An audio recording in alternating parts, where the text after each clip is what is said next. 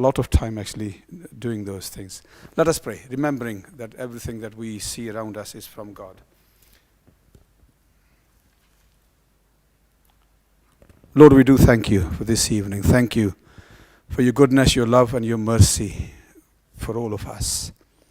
Especially, Lord, when we look around your creation, the beauty that you have created, different colors, and also the arrangement.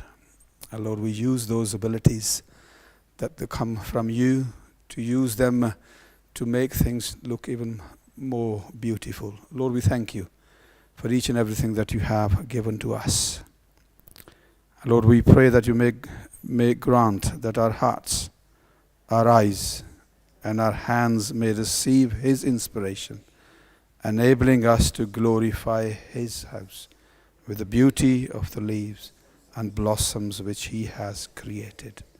In Jesus' name, amen. Well, enjoy your evening, and I'm looking forward to seeing you again somewhere.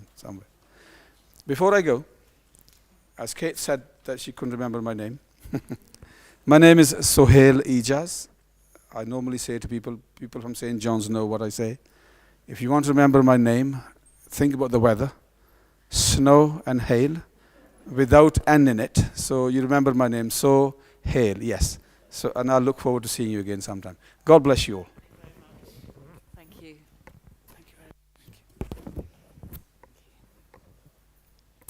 Thank you very much, Sohail. Just got a couple of quick notices. We sent, on behalf of the Guild, we sent a donation to St Christopher's Hospice in memory of Andy Rawstron, our previous chairman, and they sent a very nice thank you letter for that. And also, I've been asked to announce that tomorrow the Bromley and District Flower Society have got a meeting called Floral Flamboyance with Jill McGregor, who is an excellent demonstrator. We've had her here, haven't we? So I'm sure that'll be a lovely afternoon. So it's now my great pleasure to welcome our demonstrator for this evening, Ellouise, who's been to us before. I'm sure many of you will remember. She did a brilliant demonstration for us before, and I can see how fabulous it looks already. Ellouise is a Chelsea Gold medalist and an excellent flower arranger, and I'm sure we're going to have a fantastic evening. Thank you, Ellouise. Thank you. Brilliant. Thank you. Okay. Thank you very much. Can you hear me loud? Or do I need to move that louder? 2 seconds, ladies. There we go. Can you all hear me? Perfect. Right. For the ladies at the back, if you can't, just wave your hands or throw something at me. Between me and Simon, we'll sort it for you so you can hear me. Thank you very much, and thank you for having me back. It's always a positive when I get a phone call saying, "Can you come back, Ellouise?" So it's lovely to be back, and in a lovely different location as well.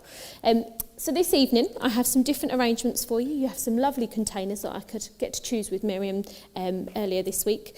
Some different containers. So I'm going to show you some different things. Has sort of some of the spring flowers just starting to just poke its head through in the auction. So we just show you how we're using different colours and using different styles in different types of containers.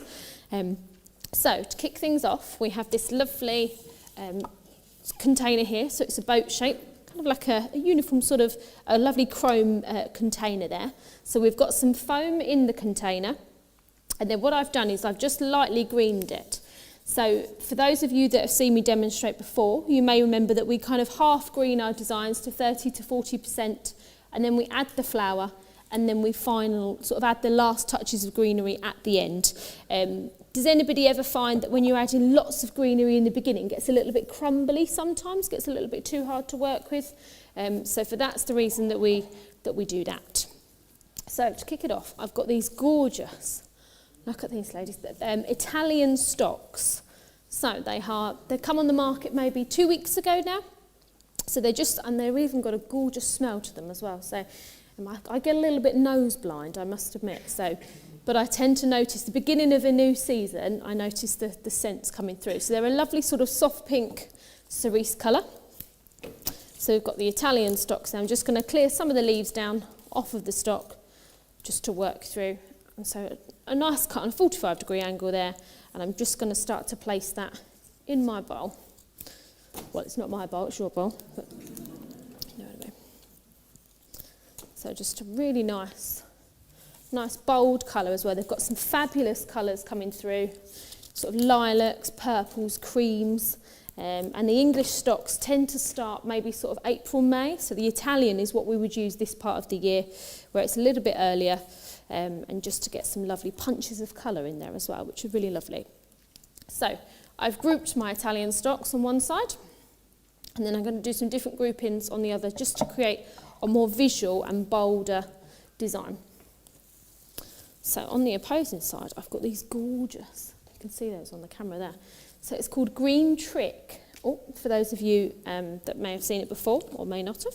So it comes from the carnation family. So it's still a dianthus, a lovely sort of fuzzy sort of green, and it's a lovely pop of colour yet again.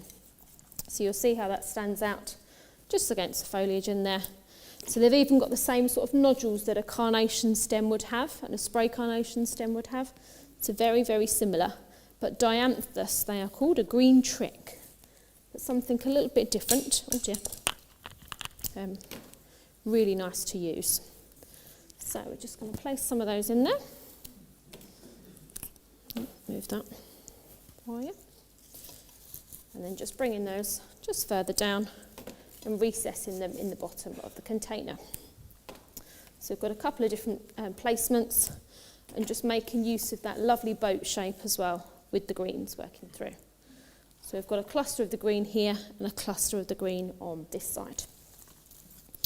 Then I've got some lovely white avalanche roses that I'm just going to work in as well.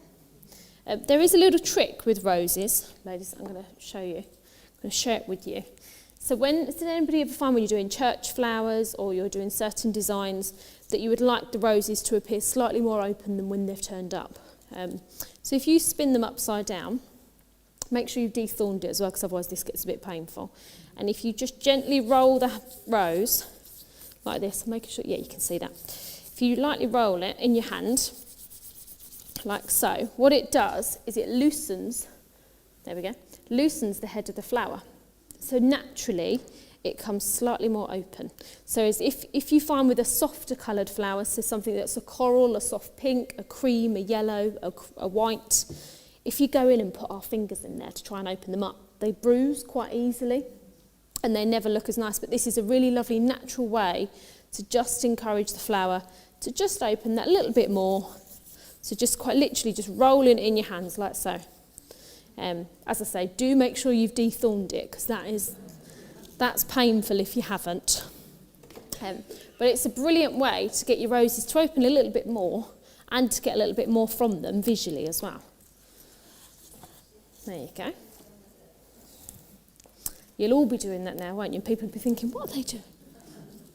They're a little bit harder to roll open when they've just come in fresh. So where these have come in this morning, so they're really sort of tight, so it's a little bit harder. But normally once they've had sort of a day's drink, they do tend to want to open up a little bit more and just give you a little bit more movement in there, which is always brilliant. Put that around there. So once again, just grouping those lovely colours that we've got. So we've now got some pinks, we've got some whites in there, or sort of just an off cream with the avalanche roses and that lovely limey green, which I'll just spin around for you to see. So using the container to go upright rather than sort of a dome and all around, just to give us a slightly more, a different shape in, and you've still got the width of that lovely U shape as well in the boat. We've also got some lovely blue thistle. If I hold it not against the curtain, you can see it a bit better. I've just realised on the camera there where you can't see it so much. But it's a lovely blue thistle, which once again, just a really nice pop of colour for this time of year as well. So I'm just breaking the stem down just in a couple of different areas, just so we can get multiple uses from that again. So I was just having a chat before we started. So unfortunately, this time of year is when the flowers get a little bit expensive. We've got International Women's Day on Friday. Then we've got Mother's Day the following weekend. Well, British Mother's Day the following weekend. And then we've got Easter, which falls about 2 weeks after that, don't we? So it's not a fabulous time to be arranging flowers, given the flower prices are already very expensive. So when I was looking on the auction to buy the flowers for this demonstration, everything that was white has gone up really, really high. So International Women's Day, a lot of the countries associate buying white flowers only. So things like chrysanthemums, roses, carnations have just gone through the roof. Really expensive. So then trying to buy white flowers ready for Mother's Day, which is normally quite a nice colour that we would use at Mother's Day, is proving a little bit harder, shall we say, for those events. So I've just got some Alstroemeria there that we're just popping in as well. So once again, just to balance the colours as well, so just placing that slightly differently on both parts of both angles of the bowl. So if I begin to spin that round for you, you can start to see where you've got different pockets of colour dotted all the way through. Also realise I've worn a shirt colour that blends my stocks in quite nicely too.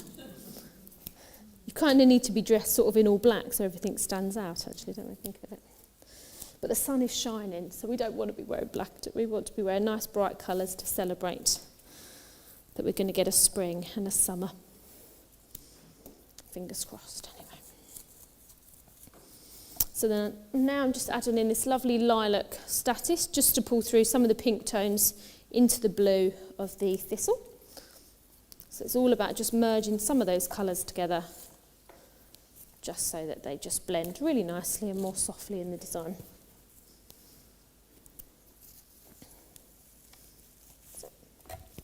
So for some of you that have seen me demonstrate before, you will know I actually run a floristry business that we do weddings, events all year round. I come out and demonstrate to lots of lovely clubs and arrangers like yourselves. Do that all throughout the year, and then we do a lot of commercial work as well. So we go out and work with offices and private residences as well to decorate homes and things. So a very, very varied job, which is lovely. But flowers are always at the centre of it, which is nice. So people say, oh, can you do, what sort of work do you do? Anywhere I can put a flower, and we are there, ladies.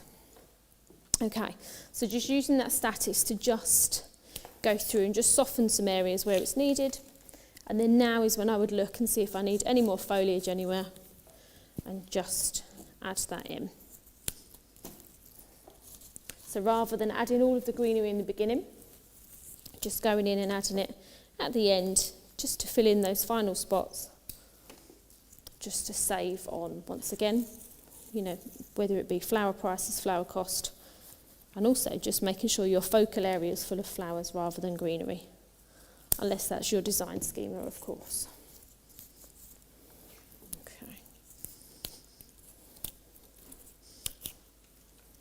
So just adding some lovely longer pieces on either end.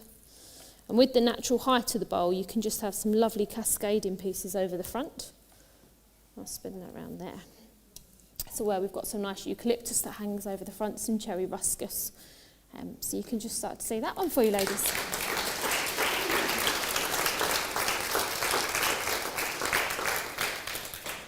Look at that. That was made for that, wasn't it? Right, that's on there, isn't it? Lovely. Right. Okay, so when Miriam kindly showed me all of the containers that we have, I fell in love with these containers, these lovely wicker sort of spheres. So, I'm going to make them up for you. So I'm going to do one, then I'll do the other. So apologies, you're going to lose me behind this for a second. So what they've got is they've got an insert, so we've just dropped a container on the top just to be able to hold it in there. And I've loosely greened it, so we've got some gorgeous eucalyptus, we've got some variegated foliages running through, I've got a bit of cherry ruscus in there as well. But what I've also found is trying to find a slightly more relaxed foliage. So this lovely eucalyptus, where it's got that natural fall, I thought would work perfectly in cascading down. If you had a slightly more rigid greenery, it wouldn't work as well. But finding sort of a smaller and a larger version work really nice. and the variegated leaves stand out a lot better against the wicker. If you went for everything really dark, it would be really hard to lift the colour palette, but having mixed foliages in there just gives you a little bit of difference all the way through. Right, ladies, let's get some flowers in for you. That's right. Let's put that in there. Okay. So I've got to sort of split them fairly evenly in between. And then we're going to add some bits in for you. Just leave that there, actually. I'll come back to that. Okay, so put some green with this. And going with a nice pink theme, so we've got some lovely pinks that have come in. Now look at this, ladies. Look. I was like an absolute magpie when this come in. When I go shopping in the wholesalers and I see things like this, I think, oh, you've got to have that. It's absolutely beautiful. So I've got a couple of cymbids. This is one of them. I've got another one for another design. So this is a cymbidium orchid, sorry. The colour, it's not geisha gull, it's slightly darker than geisha gull, but it's absolutely gorgeous. So they would class this as I think it's the 60 or the 50 centimetre. So typically, as a rule of thumb, when you're buying orchids, they come with a minimum head count on them. So dependent on the length of the stem, they have to provide you with a minimum amount of heads. I can't remember the ratio, but it normally works out really cost effective. And they last for just ever. They're brilliant flowers. They come with these really handy tubes. So what I've done, and what I was thinking about splitting them between my two designs, because it is so head heavy, some of you might slightly wince at what I'm about to do. But to get the most from them, I've just been able to trim one in half, so we've still got a lovely tall piece here. And then this piece, I'm going to place in this tube, and then we can use that in the smaller one. So we're going to split the colour all the way through. Something we do with these is we use these a lot in our hand ties when we do them for peaks of Valentine's Day and Mother's Day. We actually take each individual head off. So we would take a head off like that, and you can get smaller tubes that are on like a stick or like a kebab stick, and we put each individual head into a hand tied. So then you've got lots of heads dotted through hand ties and things like that. We do it a lot for wedding work. It works really nicely, and there's something a little bit different in your bouquets as well. So they're a brilliant little, look at that for a little flower. Lovely for a little buttonhole, really nice. And you know they'd last as well, because a lot of buttonholes in the summer, they just sort of, the moment they see the sun. So we can do those for you. So then I've also got this lovely, look at this gorgeous Genesta. Absolute, so broom you may know it as, but Genesta it's definitely back for spring, so it's absolutely gorgeous. So this is another product that has that lovely cascade. So I sort of had visions of it just sort of cascading over the sphere for you there. Right. Enough talking from me, and I shall get you some lovely flowers in this design. So, but it's gorgeous. So the Genesta you can get in lots of colours. So you can get it sort of in the pinks, the lilacs, lemons, creams, beautiful. And I can't think what the price of the bunch is, but it's not too bad at the moment because it's in season. So it's in our favour, shall we say. Okay. Look at that, look. Gorgeous, absolutely gorgeous. So yes, so as I was saying just before I started these designs, I run a floristry business. We specialise in weddings, events, all up and down the country. So we are just about to come into wedding season, which is rapidly approaching. quicker than I thought, shall we say, ladies? Quicker than I thought, but it'll be here, be lovely. And we go up and down the country doing that, but we also do lots of commercial work, so we dress a lot of pubs, restaurants, hotels, that sort of thing. You see lots of flowers on the outside and the inside of restaurants and hotels, we do that too. So, as I said, anything I can put a flower to, I'm there. I'll just take that one off to trim him. So we do lots of different things. But seeing a bit of sunshine today does make me want to get back to weddings, I must admit. A nice sort of Saturday when you see the couples go and get married. It's very nice. Something that we've missed. So, where I've started to add that together. So we've got that gorgeous Ginesta running its way through. I've also got some more gorgeous pink stocks for you in there. So we're going to place through.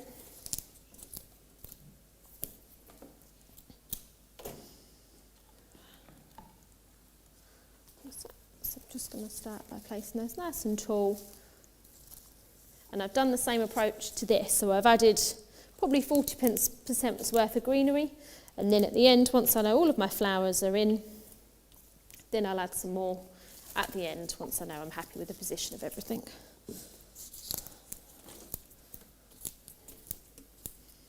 And I think sometimes we would work to the old rules of maybe 3-5-8 and different sort of themes and layouts of plant material. But I think certain times of year, dependent on the head sizes and the just general style and design of the sort of the piece that you're making, you can get away with doing different shapes and different theories, as it were. As long as it suits and best reflects the flowers, then I think you are absolutely okay for that. So if I spin this around to show you quite what I mean. So I've balanced the colour in there. So we've got sort of the softer pink in the height of the stocks up here. We've got that lovely focal flower is our cymbidium. The Ginesta softening and bringing the pink all the way through. And then we've got those gorgeous stocks in there. And then to add, I've got this lovely Ami. Oh, you can't really see it on the camera. Apologies, ladies. The Ami. It's absolutely like a dill or cow parsley that you may have seen. Absolutely gorgeous. So we're going to add some Ami. So I just thought it was a really nice natural element to just reflect what we've got here. Pop those in there. And where they've got a slight variegated effect to them, I thought was a good sort of tie-in with the foliage that we've got as well. And I try to use every part of a flower that we can. So these gorgeous sort of, well, I call them tufts. Not the correct name for them, but this lovely part reminds you of the top of a carrot. So I cut the head off, and then we're going to use that as well to give a lovely texture within the design. So pop that in there, just to give a little bit more, something different in the design as it comes through. So, right, last piece of Ginesta.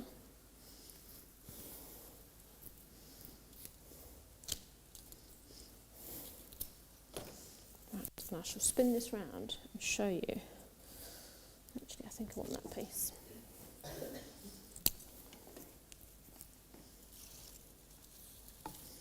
So if I spin this, so you can see where the Ami's gone in. So although, as I say, technically, you know, the layout and the ratios aren't perfect, but sometimes I do believe in our skill set of being arrangers, we have to stand back and visually look at it and go, can this be used in a slightly different way? And how we can do that. And then on these vines, I've just got some lovely little ivy vines.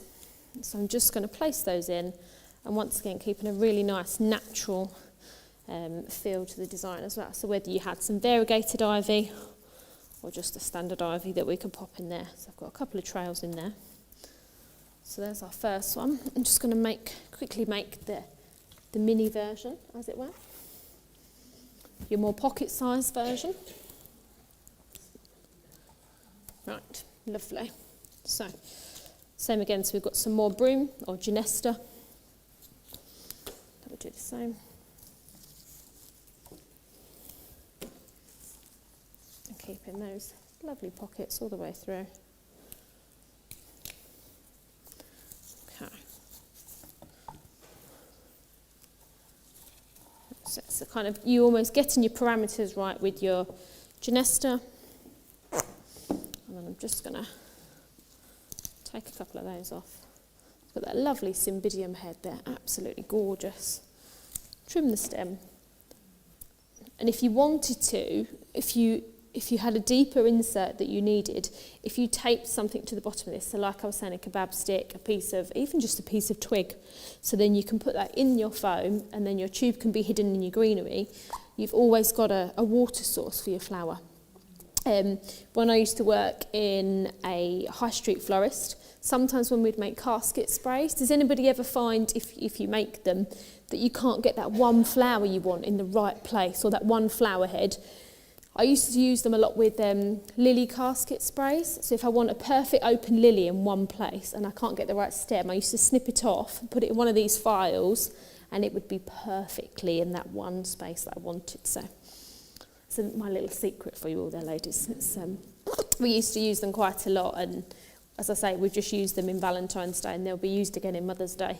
They are brilliant, very much so. So we've got some more stocks and some more ami to go in, carrying that lovely pink theme across. Pop that through there. I've got slightly less numbers in the smaller one, but nonetheless all of the same plant material, so that when they are side by side in a second on the table, you can see that they all match. You could go as far as joining them up with a piece of, say, sort of foliage that maybe sort of span between the two, if you wanted to, maybe a lovely long piece of something like a nice vine, maybe like a jasmine vine or clematis vine. My neighbour's got a lovely clematis, and I'm forever looking over his fence at the clematis. But it's not quite in flower yet, so I'll tap him up for that when the time's right, I'm hoping. So lovely piece of stock going in. And then, like I say, so the ami again has got some of those foliage pieces there that we just like to use. And once again, giving you the most out of your stem as well. My girls laugh at me. I'm forever going through the bin at work to see what we might have thrown away, to see if we've thrown away anything that's a bit valuable that we should be keeping and using. They laugh. They saw, heads up everyone, Ellouise is coming through the bins.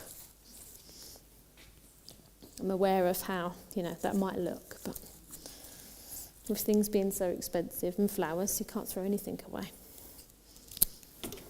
Okay. Pop that in there. Lovely. And then if you wanted to, if you had another tube, if you've taken a couple of clusters off the bottom, those sort of 3 heads, you could just put sort of recess in the bottom and just pop those in. So you've got another sort of mirror of that lovely pink just in there. I might have to get another tube for that in a second. Okay, and then the same again, I've got some ivy to just go through on there.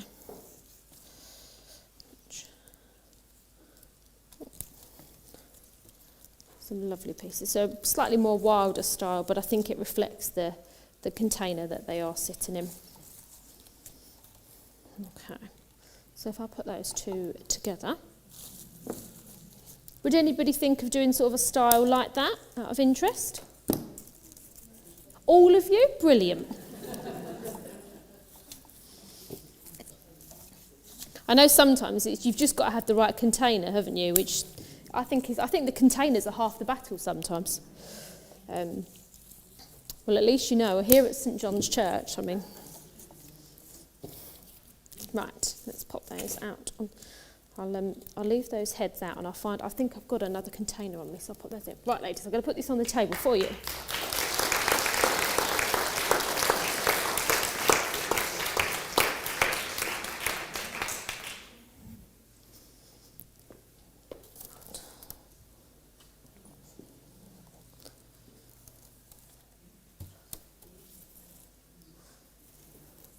I think they're better as a pair, actually, when you see them together like that. It's like when you buy shoes, isn't it? You have to buy them as you have to buy two sets when you're there. 2 options. We all like options. Right, pedestal. Okie dokie. So, if I just stand this up here for a second and I'll spin it around for you. So, Yet another lovely container and a nice stand as well. A really pretty stand. Lovely big flower. Okay, so once again, I've lightly greened the stand. So we've got some lovely cherry ruscas, we've got some palms that are kind of sort of curved just out the front here. We've got some different bits of laurel in the back that are sort of just helping sort of support some of the larger pieces that we need it. In a pedestal, when I come to make pedestals, I typically tend to leave them quite open, I would say, and then we'd fill in with the flower, and then as of where you need to put the foliage at the end, I would, just because they can take, they can just eat flowers all the time, I think, pedestals. So it's really key to take your time with them, have less foliage in straight away, but at least get your structure. So I'm going to got some nice tall pieces going at the back, and then I've got some lovely pieces that I want to curl over the front. And actually, a lovely trick with this bowl is I've left my oasis slightly taller than the container inside. And because you've got these ridges on the bowl, I'm able to sort of weave pieces underneath, so then it can cascade just that little bit lower. So sometimes have a look at your containers, how you can use them slightly differently. We've even been known to sort of add an additional piece of sort of foam down the front of somewhere, just so we can get an extra piece of flower to just come down the bottom. One of those things that you go up to a wedding and go, how have they done that? And you want to sort of move things around. So we like to try and, challenge people. So that's the rough sort of base. We've got our palms, our cherry ruscas, some laurel in there, and these pieces at the front. So then we're going to, if I make this on the floor and I can stand it up every so often for you ladies, I'm trying to catch the eye line of the camera there. That's what I was doing. Perfect. Lovely. Right, perfect. Okie dokes. So, flower-wise, we've got some more statice that you saw before. We've got some more broom or genesta. Oh, God, look at that. It's just, I'd have a vase of that on the table. So pretty, isn't it? I really love it. I tell you what, we've got a lovely vase of, the lovely yellow mimosa? Got a vase of that on the table at home, and I must admit, every time I see it, I just smile because it's bright, it's colourful, it's the colour of the daffs that are coming through, and it just makes you think, it's so close, isn't it, spring, and I went out today in just this shirt, and I thought, I'm going to be cold, but no, I was okay. So that was a lovely feeling. These spray roses are absolutely gorgeous. Their name is Antigua. So they've got a very slight antique-y colour to them. So on the edges, they're kind of like a pink sort of colour. And then when you look in the centre, they're kind of like a slightly more sort of orangey, peachy colour. But have a look at the end. Do come up and have a look. By all means, they've got a gorgeous colour tone to them. And I really love spray roses. So you've got some more Alstroemeria, some more Ami that you saw before. Some more of those lovely white roses. And then the other Cymbidium. So this is a gorgeous white Cymbidium, but it's got a pink and a peach throat to the orchid, so I thought it would be a nice tie-in with the colours that we've got here. So this will be a nice focal centre point in my pedestal. Everybody makes pedestals differently. I typically quite like to have one focal point and then radiate out from that. One of the girls that works for me, she likes to do all of her outer pieces and gets her top point and her edges, and she kind of fills in. So whatever you're comfortable with. Absolutely works. Do we all here make pedestals for church and things? Lovely. So you're all going to judge me on how I make my pedestal. It's very, as I say, everybody does them very, very differently. I think I'm slightly wonky on me. There we go. I'm going to stand that off there because that's going places. Right, lovely. So I've got my orchid in the centre point. So if I can spin that way. There we go. Right, orchid in my centre point. And now I'm going to work around it. So things like the broom. I'm going to look at that lovely long piece. So sometimes you'll see me do sort of this. I'm just slightly loosening up the stem just to get a slight more curve in it. Some flowers it doesn't allow, but some things that are slightly softer that you can manipulate are brilliant to do that with. As you can just get a little bit more movement with them and get a bit more coverage, which is always fabulous. So once again, a lovely, nice, natural arrangement. mind of his own. Look at that, look. You can almost cut it in two. So we've got a lovely piece there and yet another piece there. So it's brilliant. It's really great. Ladies, does anybody have any questions about anything I've made so far, or anything I've used, or how I've used it maybe? No? Hopefully.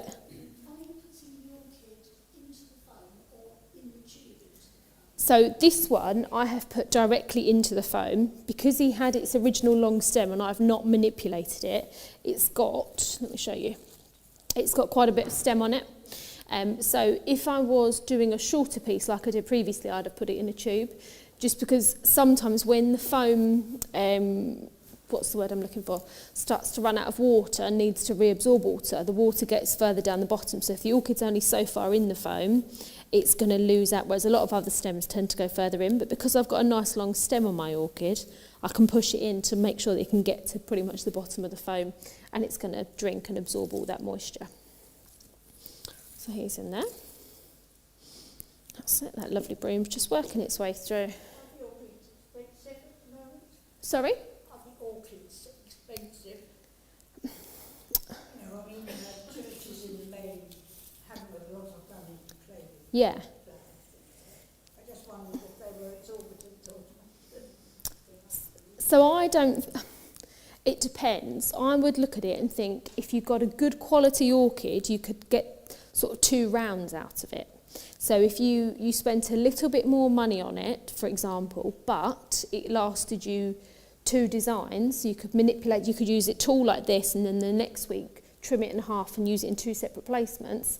You've kind of halved the cost over the 2 weeks if you were doing it like that. I think something like this time of year is quite a good time for them. They're anywhere from £5 a stem up to £8 to £9 a stem.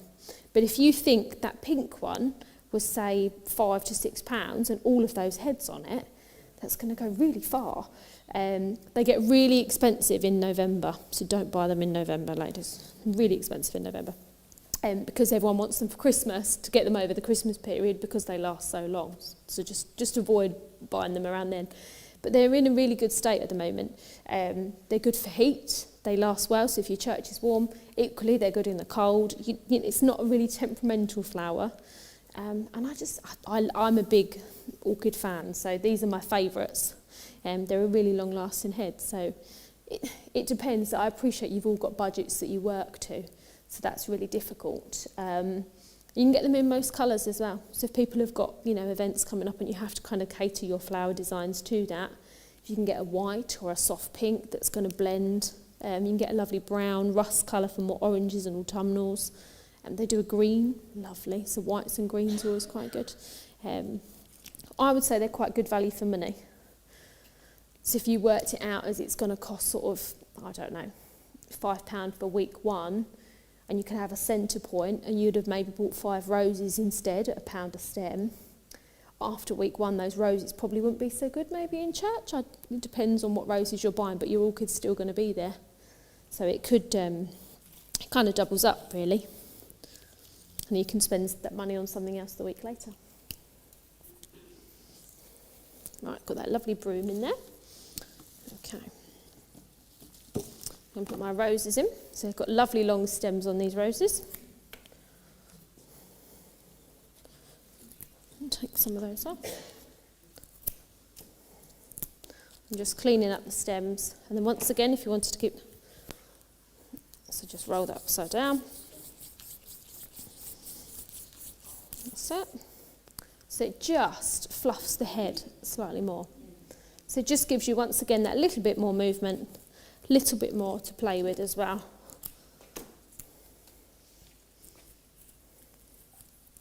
So a nice grouping of our roses there. I've got some of that lovely thistle that you saw before. I'll just trim that piece slightly further down. Pop that up there. Really lovely, the thistle as well. Nice long stems on the pieces.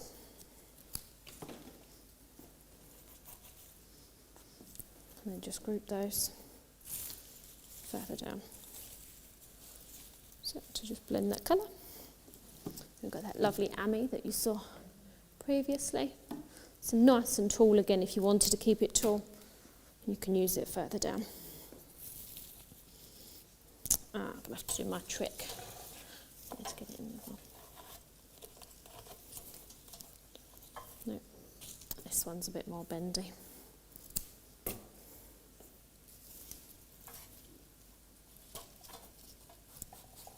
There we go, so just put them through there. I'll put this up on the table in a second for you ladies to see. Okay, so I haven't added everything in yet. I'll quickly hold it up so you can see before I place any more.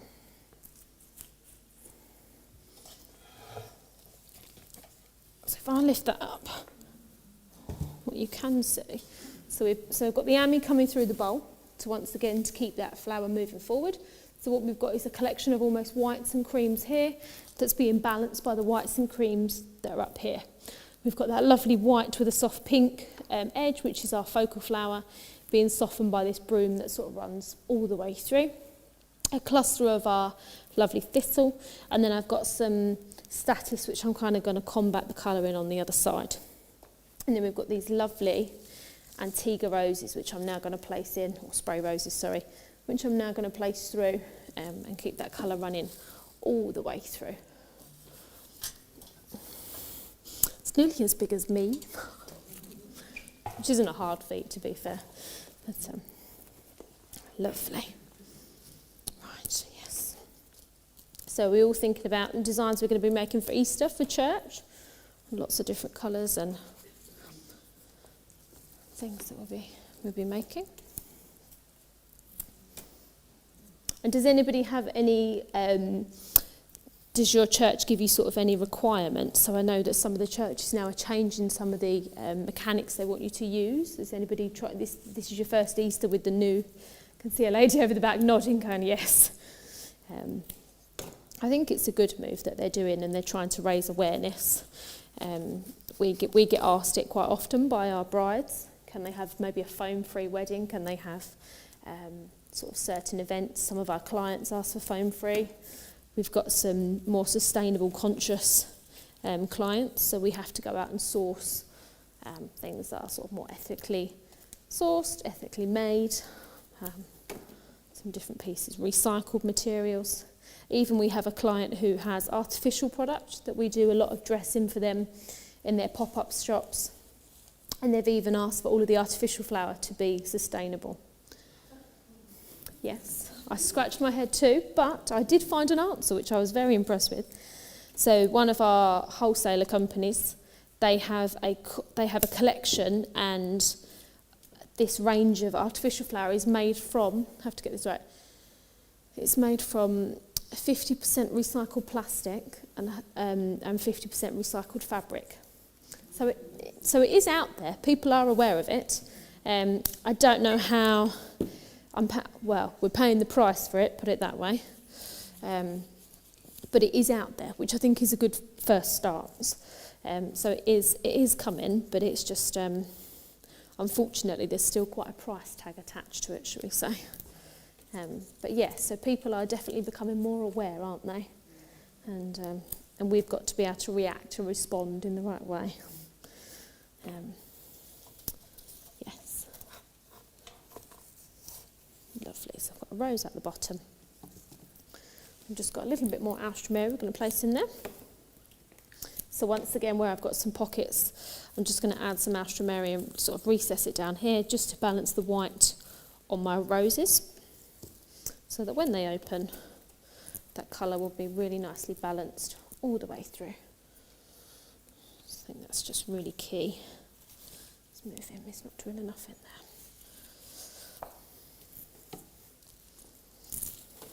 But yes, you'll be surprised what we get asked to go out and find and source. At Christmas, I had to go and find somebody, I think it was an oversized polar bear to sit on the front of their house for Christmas. So I get it in all angles for Christmas decoration. So it's very varied, my job. And then once again, just trimming the deliane in half So once again, just making as much use from the product that we can. And then recessing some of that on the opposing side, just for some visual balance as well. Okay. I remember when I was competing, I was, I think maybe first or second competition I ever did, and I used white, but pure white in a design. And I remember the judge sort of, when we was getting our feedback and so on, she said, "Come with me, Ellouise," and you already feel sort of like, "Oh, what have I done wrong?" And she said, "Now come and look at your piece and just squint." So if you squinted at it, very strange feedback as I was standing there squinting at my design that I just wanted to know how I'd done. And it turns out that when you use pure white in a form, it can become sort of the most dominant piece in your design. So she was sort of saying to me that when you squint, all you saw is the white blob and everything else sort of merged into one. So now, moving forwards, whenever we go to use white, if you find white with tones of other colours, it blends a lot easier in your piece. So if you've got something that's got sort of pockets of creams or greens or yellows or pinks, you'll find that it blends a lot easier in a design than having one really sort of strong, bold white piece. So hence, like my orchid, you can get these in pure white, but they become a real beacon of just sort of one standing out piece. But because that's got the pink and the yellow on the throat, it just blends that little bit better, I think, anyway. You can all tell me differently if you disagree. Just blends slightly differently through the design. So that one piece of, when you get one piece of feedback that just sticks. That must be nearly sort of 10, 12 years ago now. It's never left up there. So, lovely. So now I've got that status that I'm just working in, just breaking up some of the other colour areas, just to put in and just to counterbalance the the thistle on the other side. And then I shall bring this up and show you all.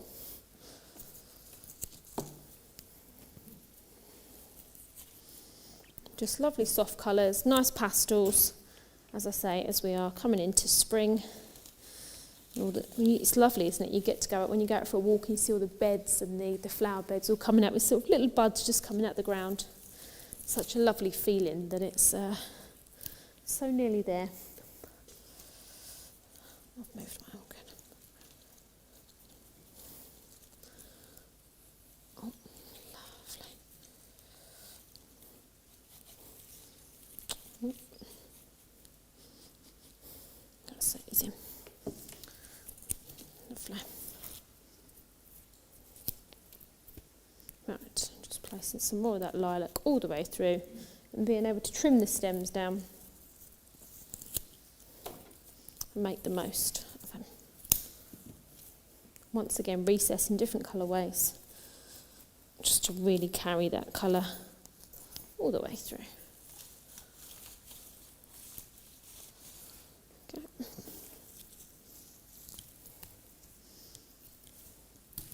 And the status is actually from Kenya, this status. So what we're finding now is that a lot of the growers are, rather than if they're just, for example, rose growers or Alstroemeria growers or something else, they're growing a lot more different flowers. I think they're doing it to make sure that all throughout the year they've got a different product to grow and a different flower to have in season. Whereas I think before, the demand was so there for that one product all year round that was absolutely fine. But I think like everything in the way of the world at the moment, they need to have a bit of a backup plan, and they're growing lots of different flowers. So we've got Alstroemeria growers that are trying different fillers like Status, Solidago, lots of different pieces that they would never have grown beforehand. And because they've all got different climates, it's reacting quite well, I think. It's an interesting one for sure. So, I'm now just going to work through. I've got a couple of lovely pieces of cherry ruscus, and just as of where I think it needs it, a couple of pieces to just trail over the edge, but I think we're pretty good. So, right, so let's stand this up on the table so you can all see.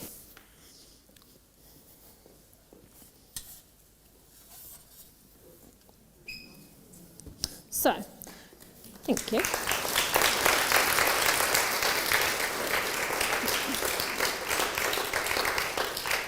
So you can see where just bringing some of this plant material down the front has really elevated the design, whereas if I kind of stopped everything here at the edge of the bowl, it would make it look quite stark, but I think it just softens it having some of the foliage.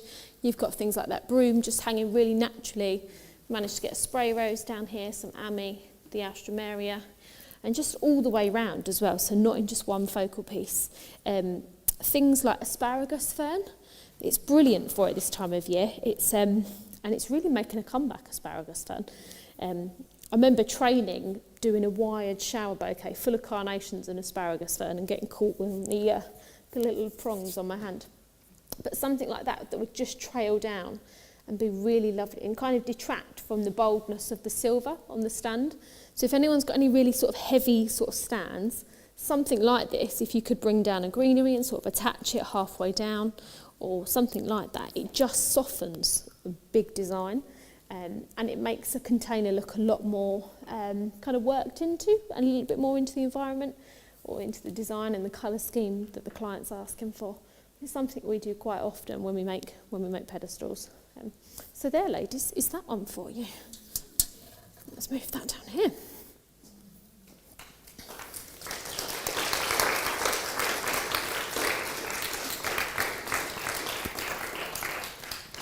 It is as tall as me, isn't it? It's huge.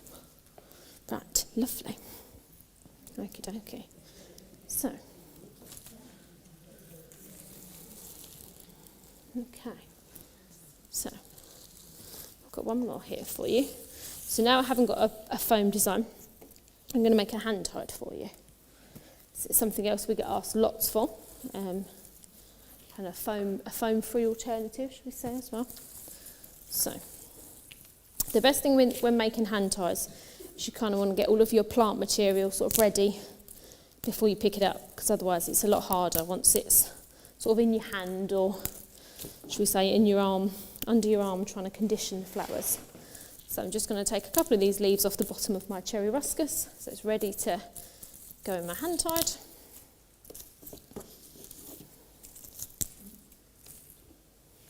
Okay. Things like your ami, just making sure that that's nice and clean. Once again for the tie point more than anything. So we've got some more roses going in there, those lovely creamy roses that you saw before. And we've got some of that Deliam, which is a really nice chrysanthemum, slightly different shape as well, which is what I quite like with using this one. It's a nice one, isn't it, that one? Delian it's called. Rather than I find sometimes the pom-pom heads, the sort of more the button shapes, I find shatter quite quickly. If you laid it down a bit heavy-handed, they can be a little bit weak sometimes and they shatter. And you know, I try to do everything to prevent it sort of breaking or shattering or going wrong where it can, basically, ladies. So, got some thistle going in. Once again, just cleaning all those tie points on there. Okay, some of that lovely green trick we saw in our first one. And some Alstroemeria. Lovely. And then also I've got some palms as well. I love a palm leaf around the edge of a hand tied, as I think it really accentuates the size and stance of the hand tied. But what I have done is you saw me just doing it there. The leaves, when they came in, probably came down to about here, but I've stripped them off, once again, for a clean tie point. And also it just means it's kind of supporting the main bit of the flower that we need. So you'll see when I put them on around the edge, sort of I got there, five there, that would just almost sit around the edge really nicely and give a really nice, almost like a collar to the design. Right, ladies, let's make you a lovely hand tied. So I'm going to start with a nice piece of sort of cherry ruscus in the centre, and there's lovely thistles there, and just start to work the flower in. So I am right-handed, and the irony being is that when I was being trained by the shop that I was working for, my boss at the time was the owner of the business was left-handed and the manager was right-handed. So I'd be shown one thing on one day and then completely shown something very different on the next day, which was slightly confusing for me. But so they'd be like, "Whoa, Elouise, why are you holding it in that hand?" "Oh, so-and-so showed me how to hold it there yesterday. I'll try and change your hand." So I can flip my hands very nicely between making hand ties sort of all day long, because I had however many years of changing hands throughout. So definitely a skill set somewhere in there. So I often sort of would start with everything quite straight. I know a lot of people believe you've got to come in and spiral straight away, but it's very hard to spiral sort of 2 or 3 stems. So if you start with 1 or 2 pieces, nice and straight, and then as you work in more plant material, that's when you'll be able to get your spiral in there a lot easier. So now that I've got a few more stems, I twist it in my hand, and then I get ready to add some more. And then just keep going. You can see why it's quite easy, why you want everything nice and prepared on the workbench, so that you can just pick them up and go, basically. And to give you an idea, in a commercial setting, I think most hand ties between sort of a starting price of, say, sort of £30 up to sort of £100 would be expected to make and wrap and have finished in about 15 minutes. In a commercial setting though, ladies. I remember when they first told me that on my apprenticeship, and I did sort of panic. But yes, it's when you've got lots to do on Valentine's Day and Mother's Day, you realise how quickly you need to be making them. So just twisting that all the time, all the way round, keeping an eye sort of on just general balance of where the flowers are and colours as well. So if I think, right, I've got lots of blues over here, I need to balance that, and so on. So if I start to show you that's where we're at so far,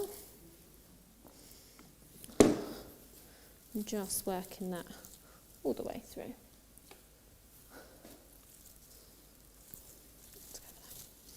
And sometimes where I am that's a little bit vertically challenged, I do just sort of have to hold it down here and give it an overview before I place any more product in.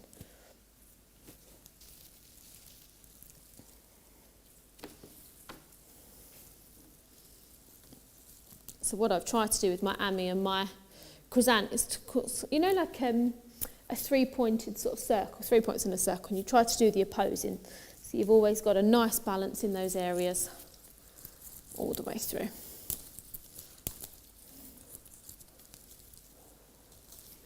And just working that all the way round. And when they get nice and heavy is when you start to get, sort of, you have to tie it off and then go and add a little bit more as you go. That normally happens at peak times, like Valentine's Day, when you're making sort of really big hand ties. And they're nice and heavy.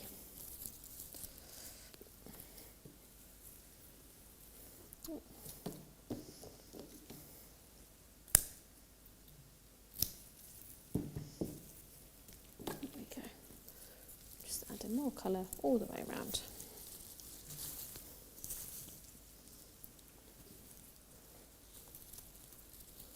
Just keeping an eye on that colour balance. There's my green trick.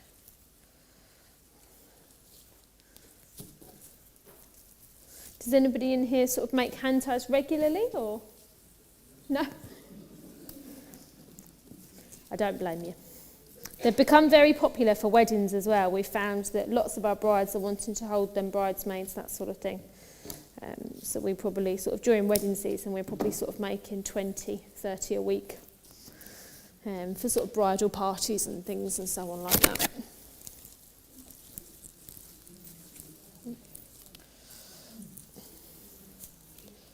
Right.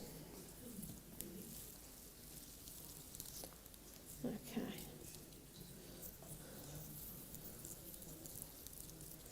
Right. Now I've got my green trick to go in. So just, okay. Right. So most of my flour is, yeah, it's all in. that's it. So once again, this is where before I add anything else, I just sort of stop, check that it's all nicely balanced. So if I show you that, ladies, to the camera. Oh, sorry, there we go. Sorry, son. So you can just see. So now this is where I come in with my collar. So naturally, there's greenery that's been worked all the way through. So I tend to leave things like this. Fatsias are brilliant for it as well. If anyone's got a big fatsia plant in the garden, it's a brilliant way to trim your fatsia tree down. So where we've just sort of half cleaned the stem, so that it goes in just at my tie point. So almost where the stem's clean meets where my hand is. So then the leaf then supports. Oh, that's a nuisance. There we go. Right. So the leaf just supports above that, and then you just work them all the way round, and then just slowly twist them round, so that then that way you get no sort of palms in your tie point. So once again, a nice clean tie point. And you can bring them up nice and high, so that then, I suppose for us, once they're wrapped and in sort of paper and cellophane, all you're seeing is that lovely outer edge of those palms all the way around. And it just gives a little bit more of a presentation look. And it's, as I say, something that we do very often. We tie all of our bouquets with paper-covered wire. So it's got the same wire in it that you would have on a reel, you know when you make wreaths and things like that at Christmas? So that's through the centre point, and then it's been wrapped in a raffia, so that then when you're binding it on the softer stems, it doesn't cut them, or it's not too harsh on them. Because what I tend to find is when you use sort of softer stem flowers, things like gemini, anemones, even some tulips, they get so, sort of if you try and pull it tight because you want the bouquet to be tight, the stems tend to suffer. But because it has that lovely wire in there, as we can spin it around a couple of times, and they do it loads of colours as well. You've got white, greens, browns, beiges, lots of different colours. You can sort of just lay it down, or if you wanted to change hands, just pull it really nice and tight, and you haven't kind of got to manipulate it too much. You haven't got to go in and tight with your teeth, ladies. It's brilliant stuff. So I've got the two ends there. I'm going to cross them over and quite literally twist them. So the best way to explain it is, you know when you used to get the old bread bags and they used to have that twist? Just like that. And I haven't even tied it, and you can see how well that's holding it, which is brilliant. And if you wanted to, go back round again just to be super safe, if you like to. We normally do this with our big hand ties. So at Valentine's Day, when you're making 50 or 100 of roses, which is crazy. I don't know about you, but I'd much rather a handbag in that moment in time. Bless him. So then you can just snip it off and just bend it round. And because the wire's in there, it keeps it so well together. And you can see that then the flowers naturally splay. You've got those palms decorative on the edge. Let's get rid of that. Like so. So you can see it's got a little bit more movement in there now. Rather than, I think sometimes when we buy from the supermarkets, they're quite tight like this because they're wrapped in the cellophane sleeve. Whereas what you want is a flower to have that natural amount of fall, that it can just have its own space to really shake through. And then if I just give that a trim. And then, as a general rule of thumb, when we are making a hand tied, in order to make it stand, let's just cut that through. So when you've got everything at the same level, so when you've cut all your stems at the same level, other than that one, the centre point, if you imagine shape of a polo, probably the best thing to liken it to. If you cut the middle slightly shorter, so that then when it stands, the idea is that the outer stems take the weight. I've said this now, I really hope this works. The outer stems take the weight, and the middle stems don't knock it off balance. Does that make sense? I don't know if I've explained it right. So effectively, the outer stems take that weight, and then the middle takes it, and then it stands for you, just like so. There we go. There.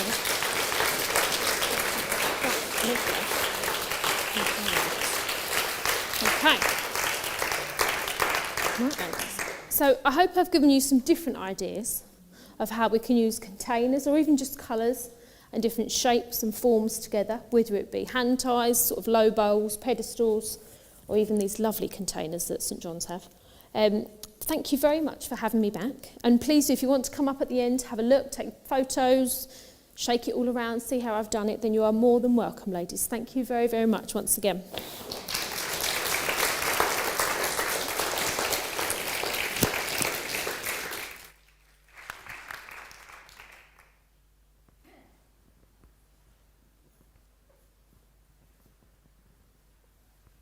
This is on or not? Can you hear me? Yes. Good. Thank you all for coming to St John's this evening. It's lovely to see an almost full church, and I'm sure you've all been inspired by Elouise's handiwork. It's absolutely beautiful, isn't it? We've been very fortunate to have her back again, and we thoroughly enjoy your visits every time you come. They're always inspiring, and we can all take something away from it, so thank you again. Thank you to Simon, who's done the sound and vision for us, which makes a great difference if you're at the back of the church. And now it's time for the commercial break. St John's is having a flower festival in September this year. It's the centenary of the church next year, but the flower arrangers are starting off the celebrations in September with a flower festival.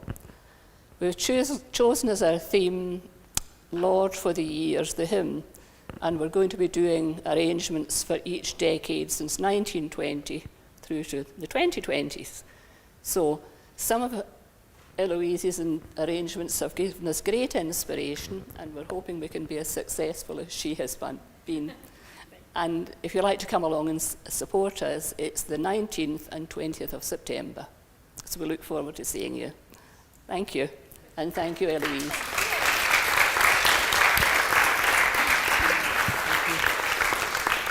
Hello. Sorry, I think I forgot to say earlier, I believe that Simon has done a YouTube video this evening, and Ellouise has agreed to that. So if any of your church members or friends have not been able to come this evening, there will be a YouTube video. I don't know if there's a title, is there? Or on St John's website. Thank you very much. That's lovely. Thank you very much. Thank you.